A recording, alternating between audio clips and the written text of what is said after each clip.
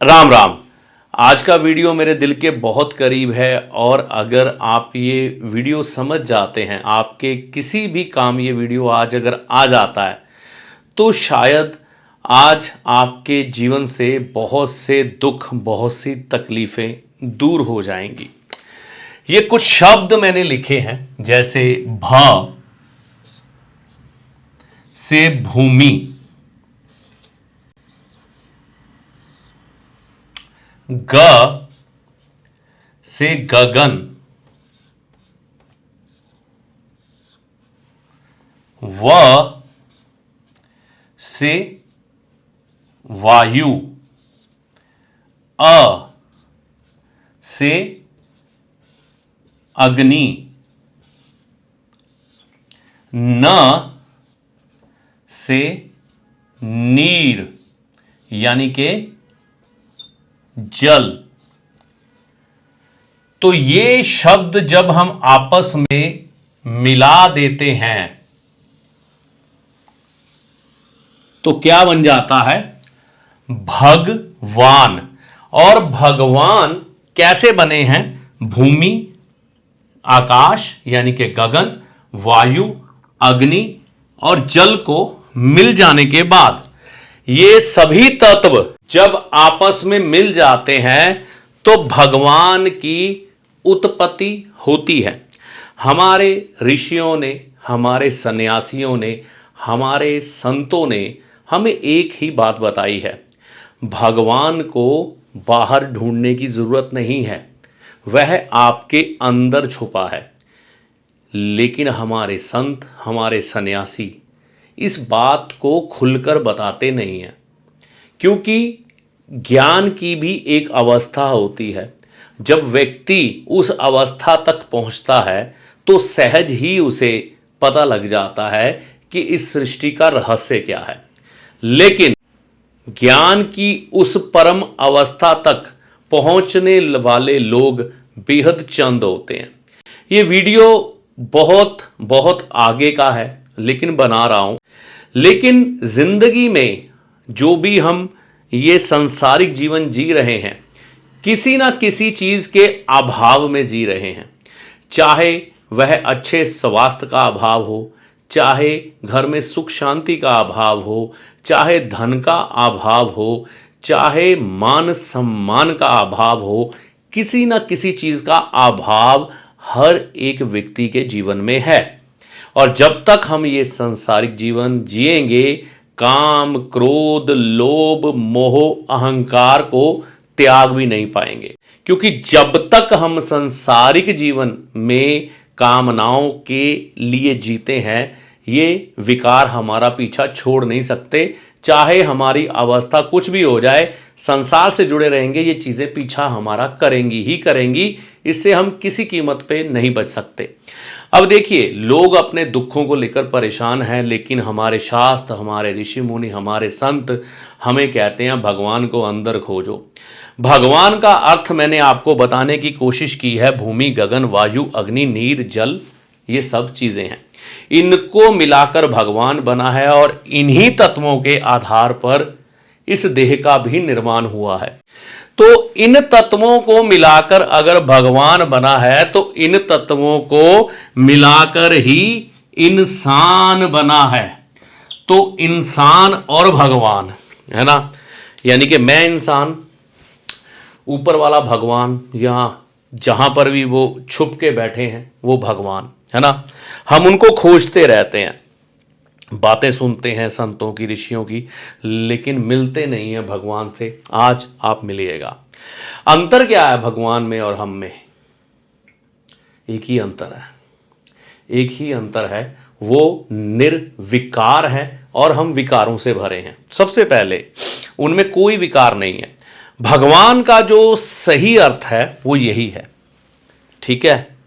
ये भूमि, गगन, वायु, अग्नि, जल, यही है। यही ये पांच तत्व इस संसार को, मृत्यु लोक को चला रहे हैं। और इनमें कोई भी स्वार्थ नहीं है। भूमि आपसे कुछ नहीं मांगती, गगन आपसे कुछ नहीं मांगता, वायु आपसे कुछ नहीं मांगती, अग्नि आपसे कुछ नहीं मांगती, जल आपसे कुछ नहीं मांगता। निस्वार्थ भाव से सिर्फ देते हैं। आपको जो चाहिए ये देंगे, आपको प्राण ऊर्जा चाहिए देंगे। लेकिन हम इनके साथ बर्ताव कैसा करते हैं हमको मालूम है। क्या हो रहा है, नदियां दूषित हो रही हैं, अग्नि का भी सही तरह से इस्तेमाल नहीं किया जा रहा, वायु दूषित हो चुकी है, गगन, वायु दूषित होगी तो गगन भी हो जाएगा, है ना। भूमि का क्या हाल किया हम सभी जानते हैं।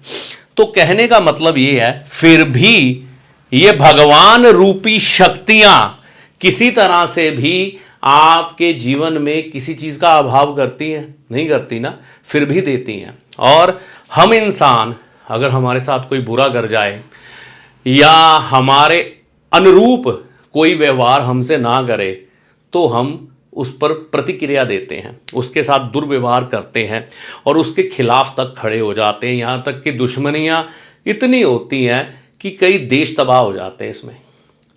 और बातें सभी करेंगी कि ईश्वर है, सारे धर्म समान हैं, धर्मों में एक ही बात कही जाती है, ईश्वर को मानो। लेकिन ईश्वर को मानता कोई नहीं है, ईश्वर को कोई नहीं मानता। नाम जपे जा रहे हैं, हर तरह का काम करे जा रहे हैं, धार्मिक साहित्य पढ़े जा रहे हैं, धार्मिक बातें किए जा रहे हैं, ईश्वर को खोजे जा रहे हैं, पता नहीं कहाँ पे बैठा है। जो चीज़ मौजूद है उसको समझने की कोशिश नहीं कोई करता। जितनी देर तक आप देना नहीं सीखते, आप ना उस परम ब्रह्म को पा सकते हैं, ना उसको छू सकते हैं, ना ही उस तक पहुंच सकते हैं, और ना ही इस जीवन रूपी यात्रा में अपने विकारों को खत्म कर सकते हैं। तो मैं ये नहीं कहता कि भाई साधु बन जाओ, सन्यासी बन जाओ, जरूरत ही नहीं है, जरूरत ही नहीं है आपको साधु सन्यासी बनने की। इस धरती पे आए हो, ईश्वर ने भेजा है, उत्पन्न किया है, इन्हीं तत्वों से तो हम पैदा हुए हैं, वापस इन्हीं तत्वों में हमें मिल जाना है। अंतरिक्ष में जाके कौन सी खोज करनी है हमने, वहां पर वो बैठा हुआ है, हम उसको ढूंढने जाएंगे, है ना।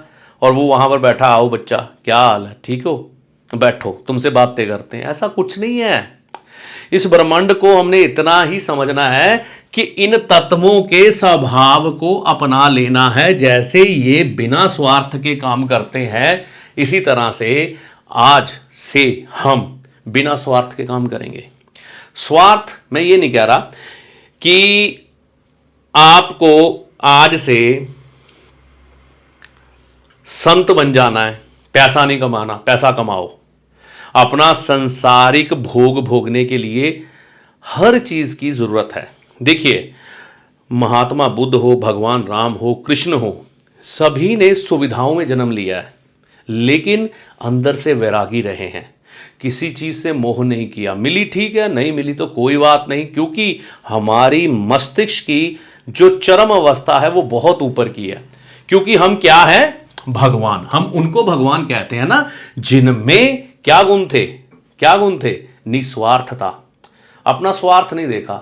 जो परिस्थितियां मिली ठीक है, आज हमें सोने की थाली में मिल रहा है, हम उसमें खाएंगे, कल हमें एक पेड़ के पत्ते पर रखकर, केले के पत्ते पर रखकर भी खाना पड़ेगा ना कुछ, तो हम उसमें भी संतुष्ट हैं, खुश हैं, परिस्थितियों से घबराते नहीं हैं, क्योंकि मुझ में ये क्षमता है, मैं देने की शक्ति रखता हूं। अगर मेरे पास चावल का एक दाना भी है तो मैं खुद नहीं खाऊंगा, किसी को दे दूंगा, ऐसी भावना। फिर उस पर ग्रह क्या करेंगे, ग्रह असर कर सकते हैं। जब हम भगवान ही बन गए तो ग्रह तो फिर भगवान के अधीन ही है। तो कहने का मतलब ये है, जीवन में तकलीफें सबको आएंगी, किसको हो ही नहीं सकता कि तकलीफ ना आए, लेकिन उन तकलीफों से तड़पने की और ज़्यादा डर जाने की, क्या बोलते हैं उसको, घबराने की ज़रूरत नहीं है। बस अपने मार्ग पर निरंतर बढ़ते चलें। भगवान राम ने चाहे लंका पर चढ़ाई करनी थी, उन्होंने अनुष्ठान किया, है ना, शिवलिंग बना के पूजा अर्चना की गई। भगवान श्री कृष्ण, उनके बारे में तो आप जानते ही हैं, उन्होंने भी कौन कौन से तप किए, कौन कौन सी योगिक क्रियाएं की, जिनके द्वारा वह कर्म के इस सिद्धांत को हमें दे गए कि कर्म किए जा, फल की इच्छा ना कर। अभी भी वह मौजूद हैं, हर जगह हर ज्ञान में वह हैं। और बुद्ध तो उनके बारे में तो आप जानते ही हैं। तो हमें ये समझना है कि जीवन में जब हम इस चरम अवस्था को पा लेते हैं, देने की आदत, यानी कि निस्वार्थ भाव से, अगर आपके साथ कोई बुरा भी कर रहा है ना, फिर भी आप उसको देते हैं, ठीक है ना, त्याग की भावना रखते हैं, बांटने की इच्छा रखते हैं, तो आपके पास कभी भी किसी चीज़ का अभाव नहीं आता। लेकिन मैंने पहले ही कहा ना, ये बात जो है ना थोड़े ऊपर के लेवल की है। तो जीवन में इस बात को समझने के लिए हो सकता है आपको चंद मिनट लगे, चंद महीने लगे, चंद साल लगे या चंद जन्म लग जाएं।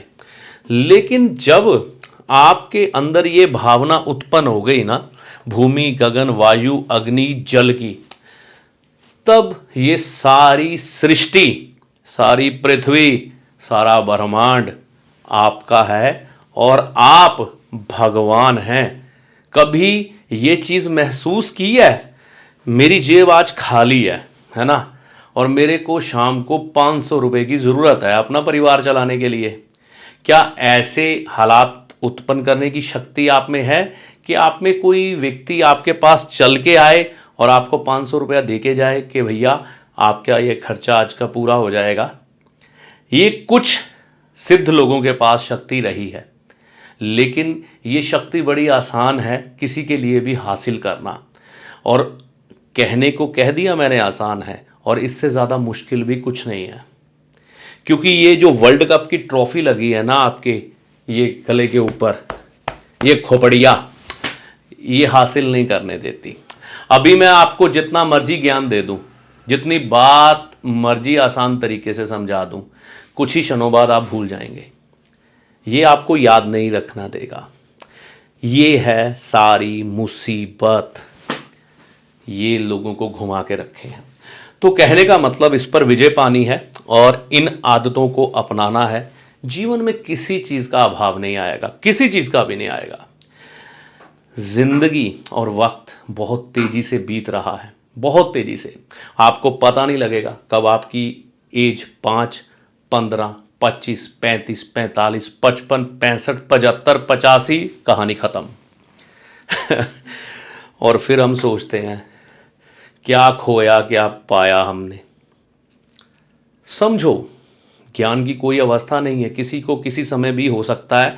और जब हम इन चीज़ों को सिद्ध कर लेते हैं तो फिर जो चाहे हासिल कर जाते हैं, जो चाहे हासिल कर जाते हैं। लेकिन देने की भावना है ना, त्याग की भावना, बांटने की भावना, सेवा की भावना, किसी से उपेक्षाएं नहीं रखनी कि वह आपके साथ कैसा बर्ताव करेगा, आप कैसा बर्ताव कर रहे हैं। क्या आप कोई भी परिस्थिति हो, आपके संगी साथी दुनियादारी वाले लोग आपके साथ अच्छा व्यवहार करें, चाहे बहुत बुरा व्यवहार करें, क्या आप समस्थिति में चल सकते हैं? बिल्कुल समस्थिति में चल सकते हैं। तो यही आपकी ऊर्जा है। सृष्टि भी सजा देती है, सजा देती है। भूमि के साथ जब अत्याचार किया जाता है तो भूमि फटती है भूकंप से, ठीक है।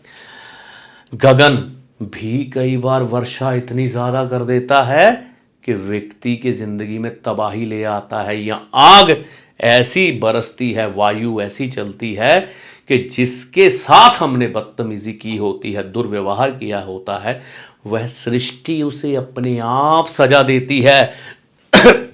जल, केदारनाथ भूले तो नहीं होंगे ना आप? अभी तो थोड़ा समय हुआ है, 2013-14 की बात है।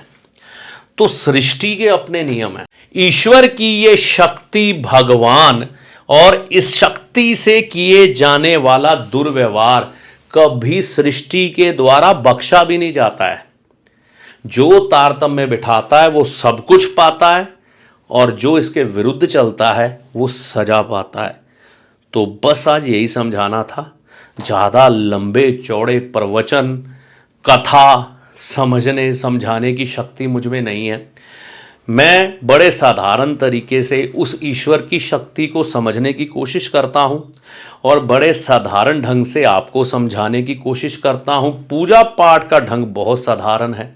मैं दुनियावी इंसान हूँ, मैं कोई संत महात्मा नहीं हूँ, मैं कोई पुजारी नहीं हूँ, पंडित नहीं हूँ कि मुझे पूजा पाठ ही 24 घंटे बैठ के करना है।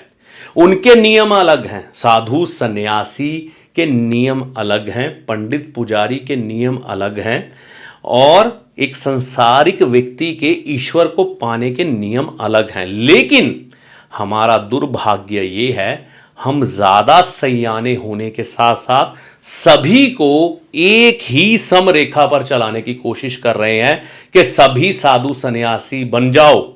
ऐसा हो ही नहीं सकता। आप सिर्फ इस ऊर्जा को समझ जाओ, किसी पूजा पाठ की आपको जरूरत नहीं है। जब ये ऊर्जा आपको समझ आ गई तो यही सारी शक्तियां तो इस धरती पर काम कर रही हैं, यही उस भगवान का निर्माण कर रही हैं। फिर इंसान से भगवान बनने में देर नहीं लगेगी। आज के लिए बस इतना ही। ऐसी आशा करता हूं ये जानकारी आपको माता रानी की कृपा से समझ आए। जय माता दी।